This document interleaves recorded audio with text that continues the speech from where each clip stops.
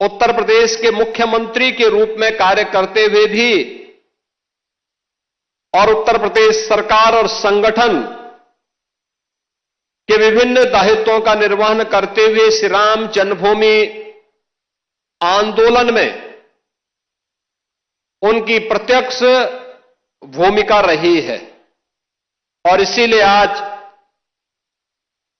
500 वर्षों के बाद श्री राम जन्मभूमि पर प्रभु रामलला का विराजमान होना, मंदिर का यह भव्य स्वरूप देख करके वह अत्यंत अभिभूत हैं, आनंद की अनुभूति कर रहे हैं, गौरव की अनुभूति कर रहे हैं। और चूंकि उन्होंने उस आंदोलन में सक्रिय भूमिका का निर्वहन किया, तो स्वाभाविक रूप से आज के इस समारोह में जब प्रतिष्ठा द्वादशी के इस अवसर पर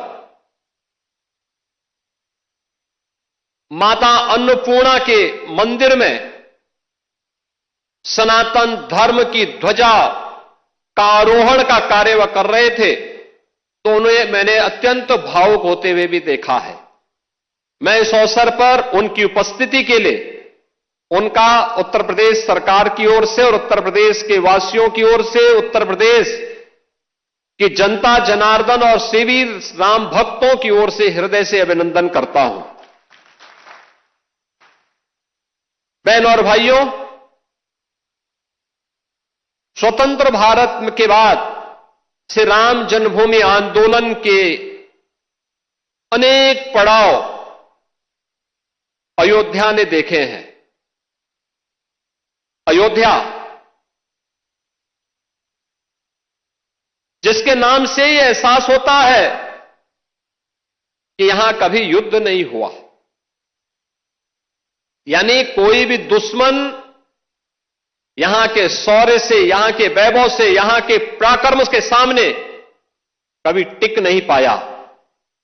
लेकिन कुछ लोगों ने अपने निहित स्वार्थ से, मजहबी जनून और सत्ता की तुष्टीकरण की उस निकृष्टता में पड़ करके अयोध्या को भी उपद्रव और संघर्ष का एक अड्डा बना दिया था। वही अयोध्या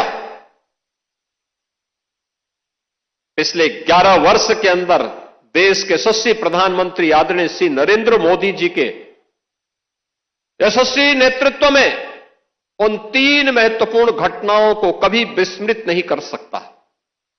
याद करिए, 5 अगस्त 2020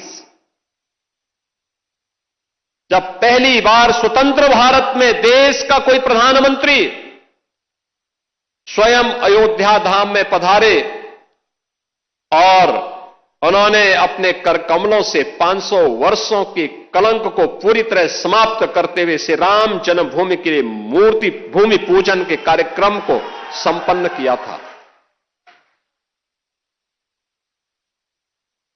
दूसरी तिथि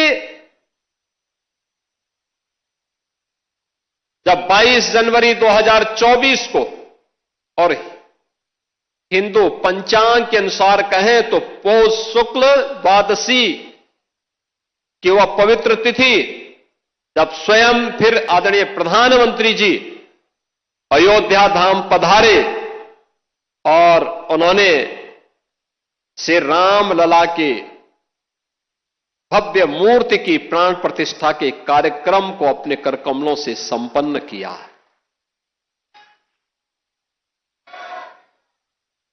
तीसरा,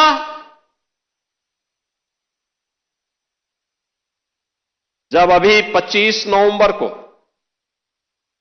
विवाह पंचमी के शुभ अवसर पर आदरणीय प्रधानमंत्री जी फिर अयोध्या आए थे और राम मंदिर के मुख्य शिखर पर उन्होंने सनातन धर्म की ध्वजा पताका को, भगवा ध्वजा को प्रतिष्ठित करके सनातन से ऊपर कोई नहीं, इस सनातन की ध्वजा पताका हमेशा दिग दिगंत तक ऐसे ही गूंजती रहेगी और ऐसे ही दिखाई देगी। इस उद्घोष के साथ उन्होंने अयोध्या में आकर के पूरे देश और पूरी दुनिया को एक संदेश दिया। बहनों और भाइयों, अयोध्या ने जो संघर्ष देखा था, पिछली सरकार ने अयोध्या को लहूलुहान करने का कार्य किया था। जिस अयोध्या में कभी संघर्ष नहीं होते थे, उस अयोध्या को लहूलुहान करने वाले लोग, उस अयोध्या में जिनके शासन में आतंकी हमले होकर के अयोध्या को लहूलुहान करने का प्रयास हुआ था, लेकिन प्रभु की कृपा और बजरंगबली जहां की रक्षा स्वयं कर रहे हो, वहां तो भूत पिशाच से निकट नहीं आवे महावीर जब।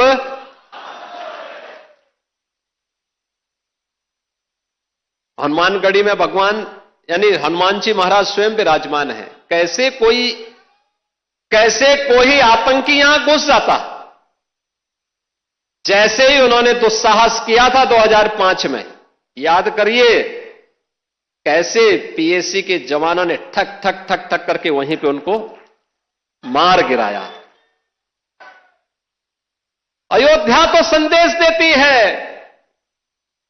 और उसी संदेश को आगे बढ़ाने के लिए अब आप देखते होंगे देश और दुनिया का कोई भी ऐसा श्रद्धालु नहीं, सनातन धर्मावलंबी नहीं, जो अब अयोध्या आकर के दर्शन करके अभिभूत न होता हो। 1 लाख एवरेज अगर हम लोग देखें, पिछले 5 वर्ष के अंदर 45 करोड़ से अधिक श्रद्धालु अयोध्या धाम में आया है। जहां पर पहले कुछ लाखों में लोग आते थे। याद करिए 17 के पहले न बिजली थी, न पानी थी, न स्वच्छता थी, न सड़क थी, न कनेक्टिविटी थी, कोई सुविधा नहीं थी, सुरक्षा की भी व्यवस्था नहीं थी, और कोई जय श्री राम बोलता था तो उस पर लाठी जरूर पड़ जाते थे, गिरफ्तारियां हो जाती थी।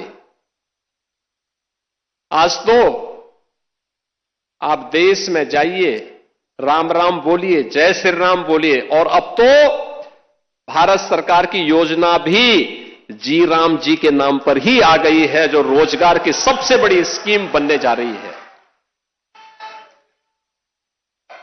कोई भी बेरोजगार व्यक्ति जब आएगा और कहेगा कि मुझे रोजगार चाहिए अपनी ग्राम पंचायत में, साल में 125 दिन का रोजगार की गारंटी उसको उसके गांव में मिल जाएगी, तो जी राम जी हो गया। बहनों और भाइयों, अयोध्या आज दुनिया की पहली सोलर सिटी, भारत की पहली सोलर सिटी के रूप में अयोध्या आ गई है। सूर्यवंश की राजधानी, पहली सोलर सिटी। अयोध्या में अंतर्राष्ट्रीय एयरपोर्ट महर्षि वाल्मीकि के नाम पर। रेलवे की डबल लाइन के साथ अयोध्या धाम जुड़ गया है। बेहतरीन कनेक्टिविटी अयोध्या का, लखनऊ से, गोरखपुर से, प्रयागराज से, काशी से, हर ओर से। अब अयोध्या में क्या नहीं है। जिस अयोध्या में सिंगल लेन की सड़कें थी, आज चारों ओर से 4 लेन की सड़कें। और कोई भी श्रद्धालु आता है, किसी भी सीजन में आए, आराम से दर्शन करता है, अभिभूत होकर के, मस्त होकर के फिर जाता है, अभिभूत होता है। और हमारी पीढ़ी सचमुच सौभाग्यशाली है। कई पीढ़ियां, 500 वर्षों के इतिहास को जब हम देखते हैं, 500 वर्षों के इतिहास को जब हम देखते हैं, याद करिए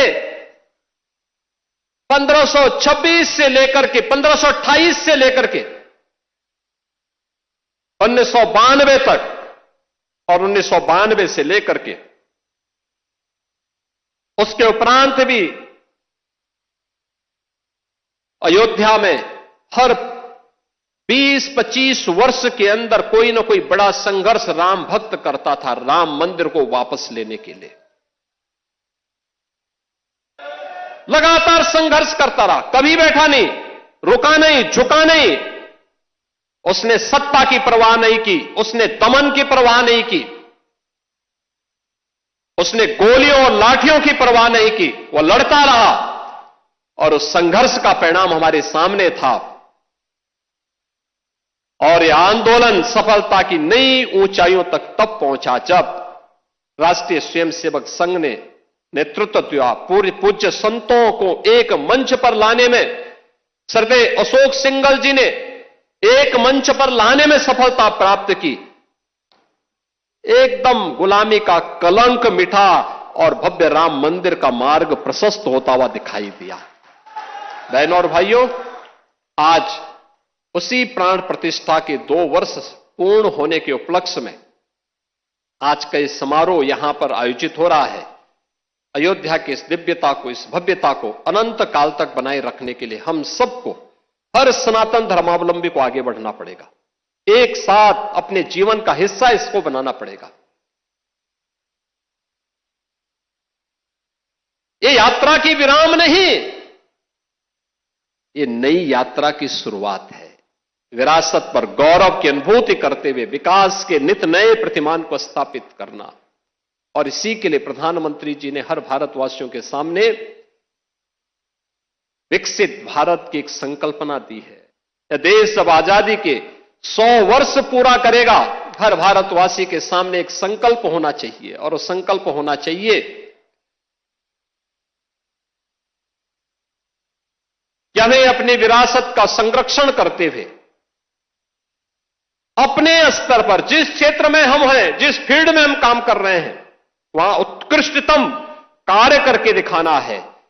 अपने देश के लिए, सनातन धर्म की ध्वजा पताका को ऊपर उठाने के लिए हम सबको मिलकर के सामूहिक प्रयास को आगे बढ़ाना पड़ेगा, और यही प्रयास भारत को दुनिया की एक बड़ी ताकत के रूप में स्थापित करेगा।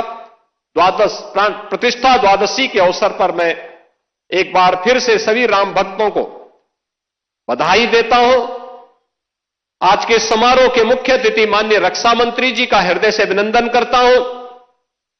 आप सबके प्रति भी हृदय से अपनी शुभकामनाएं देते हुए प्रभु से यही प्रार्थना करता हूं कि वो आपके जीवन में, कल वर्ष 2026 का पहला दिन है। 2026 अंग्रेजी तिथि का जो वर्ष प्रारंभ हो रहा है, यह पूरा वर्ष आपके जीवन में शुभ और मंगलकारी हो, इस विश्वास के साथ आप सबके प्रति मेरी मंगलमय शुभकामनाएं हैं।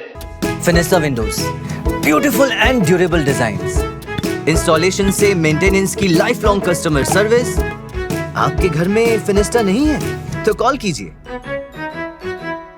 फाइनर फिनिस्टा।